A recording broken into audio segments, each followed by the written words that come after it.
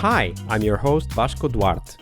Welcome to the Scrum Master Toolbox podcast, where we share tips and tricks from Scrum Masters around the world.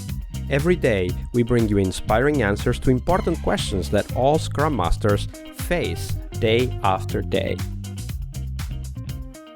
Hello everybody, welcome to our Wednesday Leading Change episode this week with Lawrence Bonnema. Hi Lawrence, welcome back. Wednesday already? Thank you, Vasco. Yeah, the days do go fast here on the podcast. And today's change management, change leadership day. So let's talk about that. Lawrence, tell us a story of a change process you were involved with.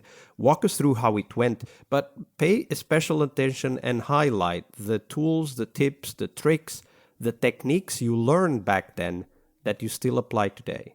Well, a story of actually my first large corporate agile transformation that was actually called an agile transformation. I think we're talking about 11 years ago or close to. And that was a slow fuse Big Bang transformation. I didn't believe in Big Bang, so I started it as a slow fuse, infusing agility into teams and teaching everybody what needed to be done. But then my partner in crime came in after like 2 months, the person I was pairing with, and he definitely believed in Big Bang transformations. And he essentially, he didn't really took over, but he managed to convince management that that was a great idea. So we did a 900-person agile transformation. And literally on Monday, we trained everyone. And then we started working agile with the whole company, which was fascinating. Of course, we learned a lot.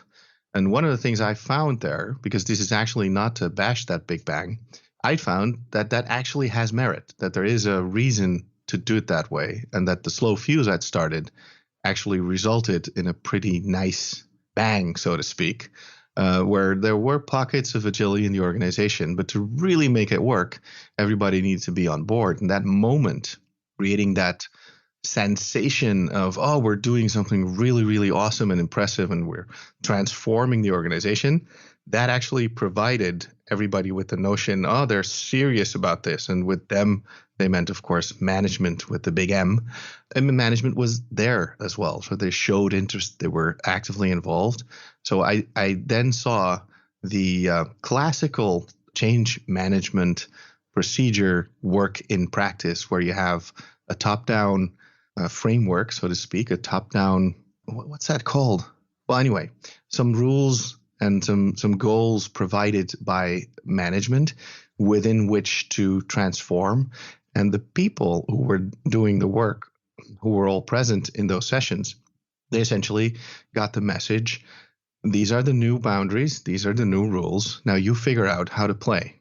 And we know that you need to figure this out, so it's probably going to take a few months, but we'll figure this out together along the way. We're here to support you. We're also here to make our own mistakes, so point them out if you see them. That was really, really wonderful to do it that way. And actually, it's one of the tips I still take into every big agile transformation that I help instill, because that was the main thing that worked there. Sadly, though, of course, half year after we left, they veered back all the way to classic waterfall. Oh my God. Because they were taken over. They had been taken over by a German company a few years before. And the Germans stepped in and they stomped out this agile thing because they thought it was ridiculous. It wasn't plan driven enough, and it really wasn't showing the right numbers at that time. And that was because of the other lesson I learned there, the importance of measuring something meaningful from the very beginning. We'd started measuring too late. So even though nobody wanted to go back, nobody could prove why it was a good idea to go forward. And that was really sad, that because if they'd had the numbers, I'm sure they would have pressed on with their transformation, because only a few years later, that very same company relaunched their agile efforts and actually are now extremely successful doing that. So it's a bit of a happy, sad in the middle, and then happy again story. But actually, I kind of like that, especially with the large transformation of organizations, because I think it's pretty normal. At least that's what I see in real life. Could be just me, right? So that I suck at this and every client I help then fails and then only later succeeds. I do hear that story from a lot of my colleagues as well, that they tend to be frustrated that clients just don't get it, and then they fail, and they seem to move back all the way to something that we would consider waterfall, only to rediscover Agile 2 years later. And I think that's actually part of the big transformational process. You always veer back and forth a little. And actually what I see happen is everybody inches ever closer to the exact level of agility they need for their business at that point in time. So there's quite a few things to unpack there. There's definitely that reflection on your own career and experience of companies veering back and forward, as you said. There's also this setting the transformation or the vision for the change, this top-down framework and constraints where people are supposed to play. There's the importance of measuring something meaningful from the start as we start, so that we know that we're actually progressing towards what we want to achieve. There's quite a lot to unpack there. For me, if I had to go back and looking at my own experience, I have seen companies doing exactly the same back and forth, the ping pong style of agile transformation, right? So it's all one way, then it's back, then it's all another way, and perhaps I would even venture to guess that existed even before agile, as companies and organizations try to get better. When you look back, though, Lawrence, what are the key lessons that you would like the Scrum Masters and Agile coaches listening to us, perhaps at the start of that Agile transformation, just as you were there, what would you like them to take from this story? Well, focus on the people who really do the essence of the work. And I'm saying this slowly because it's worth repeating. Focus on the people who are really doing the essence of the work. So the core thing that's being done. And in this case, and most of the cases that I consult, that is coding, programming. Find the programmers, because to my shame and horror, to be honest, I'd managed to forget about that in this particular story. And after about 3 months, my colleague and I, we looked at each other because we were doing this together.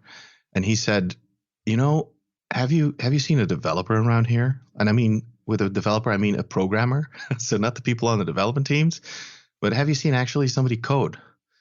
And we looked at each other and we grinned. We were like, oh, we're so screwed. So we went through the entire company from floor to floor to see if anybody was actually writing code. And we couldn't find anyone. So we just asked one of the architects, where are your developers? And turned out they had all offshored it. So the developers weren't even there. And we only discovered that after 3 months of working with them on their Agile transformation. Now that I would not do anymore. I would immediately zoom in. I said, what's the thing that we're doing? And whether it's marketing or HR or finance or sales, doesn't really matter. But when it's programming, it's all about programmers, right? With marketeers, it's all about marketeers, the content editors, the people who write the stuff that campaigns are made of. So go to them, optimize their work, and then organize everything around that, because that, in the end, is the essence of lean process improvement, and that's what's behind a lot of Agile. And it was kind of a sad moment after 3 months, grinning with like these, not entirely a nice joke kind of grin. But yeah, we managed to miss that. No actual developers met in 3 months. And we'd done a ton of good stuff, but it was just not good enough, because if you're optimizing the whole, you really need to make sure that you're actually looking at the whole. In this case, there was a nice developer-shaped hole in that whole process that nobody was really addressing. That's a great point, and definitely a great reminder. And I'm starting to see a theme. This is the third episode where we talk about the essence of software development being in the activity of programming. Mm-hmm. Yep. Thank you for that story, Lawrence. You're welcome, Vasco. I had a blast. Leading change is one of the core skills we must acquire, but it is only one of the steps towards our success as Scrum Masters. Tomorrow, on Success Thursday, we will talk about how to define success for the Scrum Master role. We'll cover tips on how to measure your way to that position, and most importantly, how to develop that focus on continuous improvement that is as important for Scrum Masters as it is for teams. See you tomorrow. We really hope you liked our show. And if you did, why not rate this podcast on Stitcher or iTunes? Share this podcast and let other Scrum Masters know about this valuable resource for their work. Remember that sharing is caring.